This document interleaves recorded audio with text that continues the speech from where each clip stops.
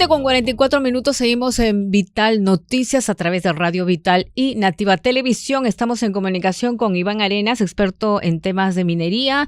Señor Arenas, muy buenos días, bienvenido a Vital Noticias. Hola, muy buenos días, muchas gracias por la invitación. Bueno, su comentario, finalmente el Congreso decidió ampliar el reinfo, no 2 años, por 1 año más, y una serie de, bueno, pero ha rechazado, eso sí, la reincorporación de los 50,000 mineros informales. Pero ¿cuáles son las implicancias de la decisión del Congreso de ampliar por 1 año más el reinfo? Mire, primero quiero comenzar esta entrevista de alguna otra manera diciendo y aclarando que aquí no se trata de criminalizar a la minería informal o los mineros informales o en vías de formalización, sino simplemente estamos buscando una nueva reorganización de la minería informal, una nueva arquitectura de la minería informal, y definitivamente no ayuda en ningún momento ningún tipo de ampliación de reinfo, ni por 2 años, ni por 3 años, ni por 1 año, ni por un día, por una razón sencilla, porque Ujú. así tú amplías el reinfo un día, 2 días, 3 días o 4 días, un mes, un año. Así amplíes el tiempo que tú quieras, siempre existe el riesgo de que la minería ilegal utilice los reinfos para poder camuflar su producción ilegal. Con esto quiero decirte que todos los mineros informales, es decir, los 31.565 reinfos que están vigentes en este momento y cuyo proceso de ampliación evidente, cuyo proceso de formalización lo han ampliado por 1 año, quiero decirte que todos ellos de alguna otra manera utilizan su reinfo para producción ilegal, no, pero sí buena parte de ellos evidentemente son aprovechados por los mineros ilegales que alquilan, que compran estos reinfos para evidentemente aprovecharse de camuflar la producción ilegal. Entonces aquí no hay ningún tipo de criminalización y con respecto a la ampliación del reinfo, el Congreso debe darse cuenta de una cosa, que Ujú. aquí hay un manejo político, un uso político de reinfo y el otro es un uso técnico de la situación de la informalidad. Yo creo que 6 meses era suficiente para poder tener una voluntad de formalización. Hay 31.565 reinfos que necesitan formalizarse. El Ministerio de Energía y Minas en 6 meses, en los últimos 6 meses, solamente ha formalizado 64. De los más de 31.560 reinfos, alrededor de 25.000 tienen registro de permanencia, es decir, tú los localizas fácilmente, entonces ahí el problema es un problema de acuerdo de explotación, pero es un problema técnico.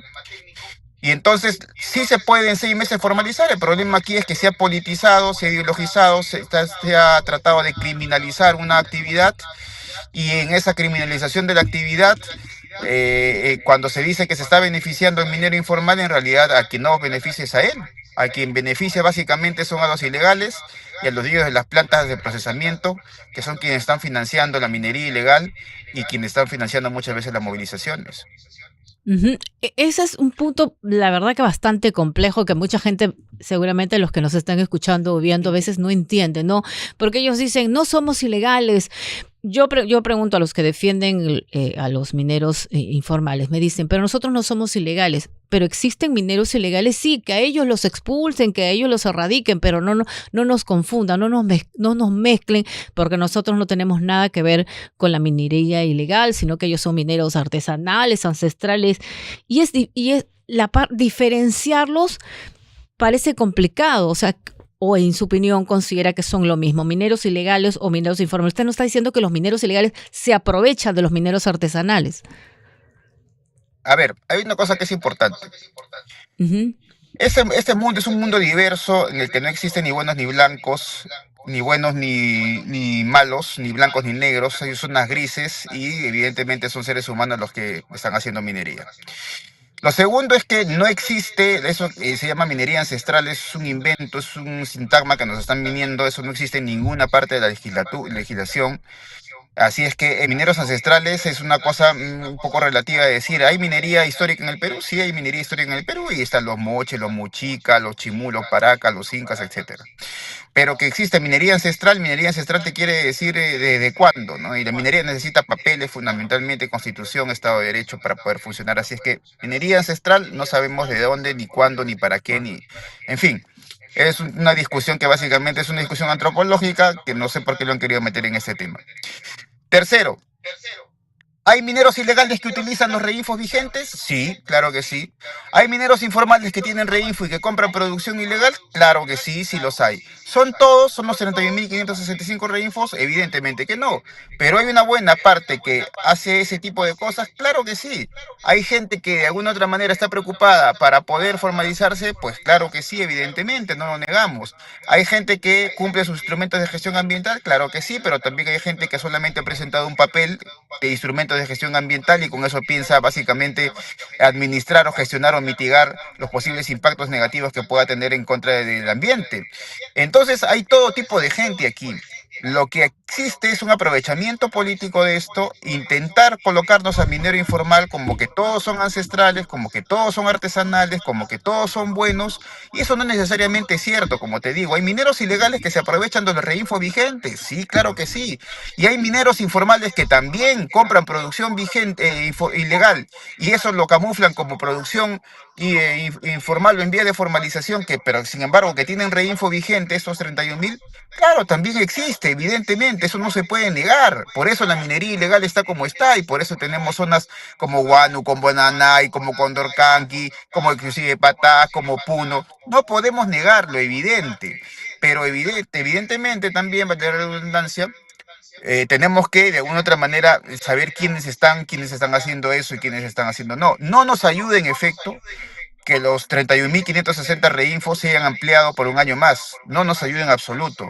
No nos ayudaría tampoco que la comisión permanente, en un giro que podría ser descabellado, que intente colocar a estos más de 50.000 reinfos cuando sus reinfos han sido suspendidos. Hace mucho tiempo están suspendidos. No han querido formalizarse, ni siquiera son vigentes.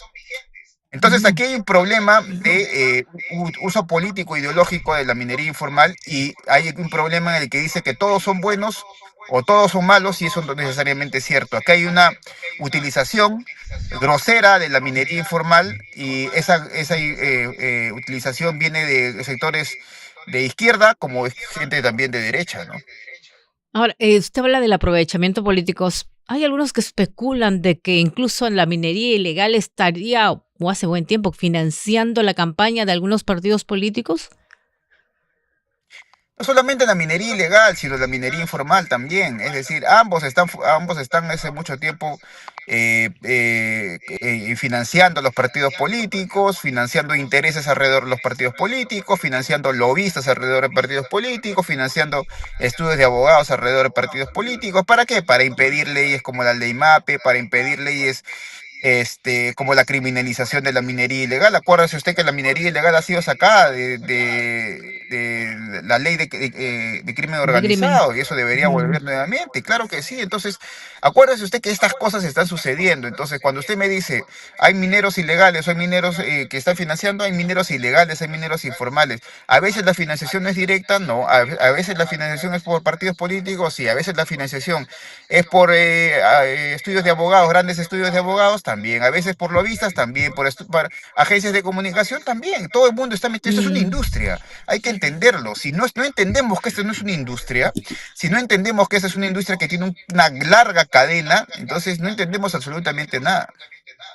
Ahora, ¿por qué es tan difícil de formalizar la minería o pequeña minería? Porque el señor Máximo Gallo, que acaba de renunciar al Ministerio de Energía y Minas, informó que en esta nueva gestión se tiene la intención de contratar una empresa privada para buscar la formalización de mineros.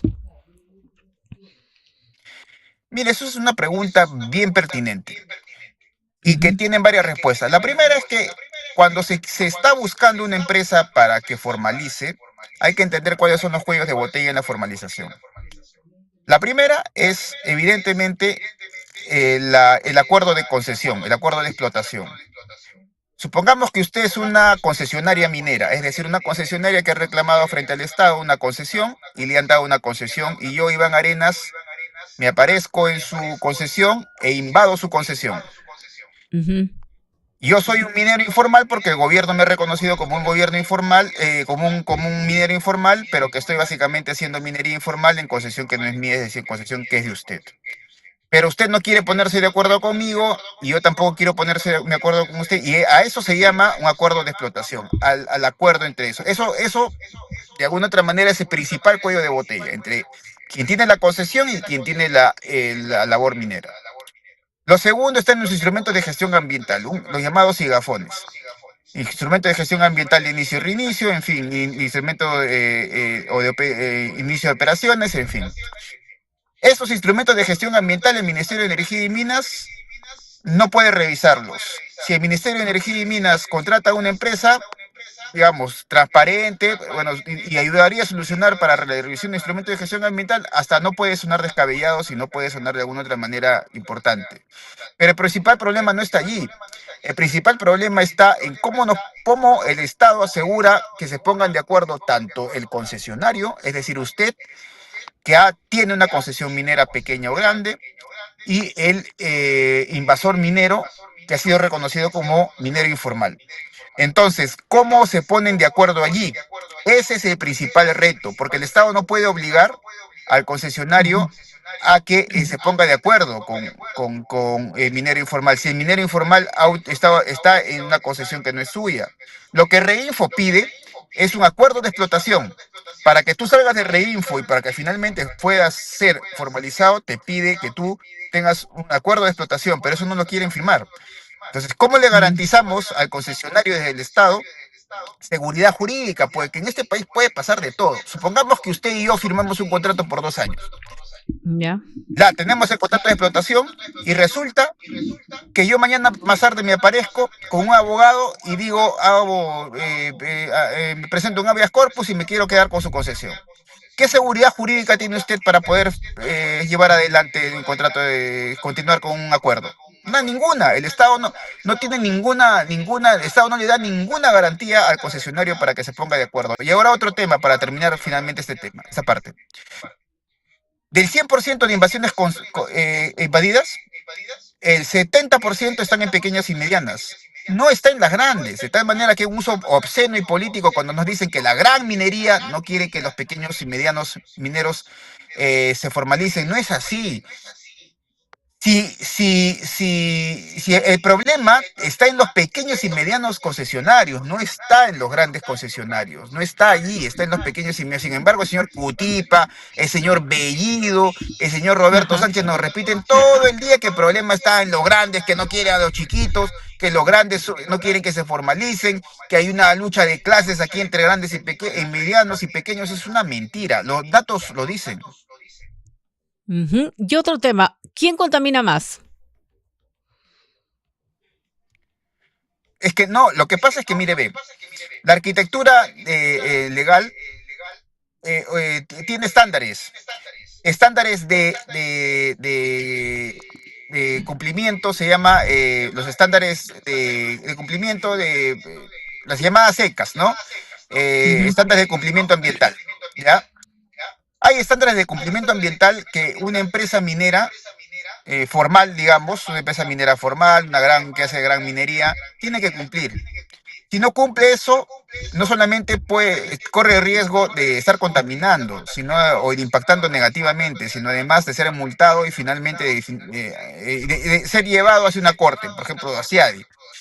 Entonces, las grandes empresas mineras tienen que cumplir los estándares de cumplimiento ambiental, las llamadas ECAS, en agua, en suelo. No puede pasarse del estándar. Es más, los estándares peruanos son mucho más rigurosos que los estándares chilenos, que los estándares canadienses, que los estándares australianos. Estamos hablando de una industria de alto cumplimiento de estándares ambientales. Que haya evidentemente impactos y que esos impactos tienen que mitigarse es evidente. Entonces, porque todo acto de ser humano puede impactar. Pero lo que sucede en la minería informal es que los instrumentos de gestión ambiental que deberían servir para esto también no se cumplen.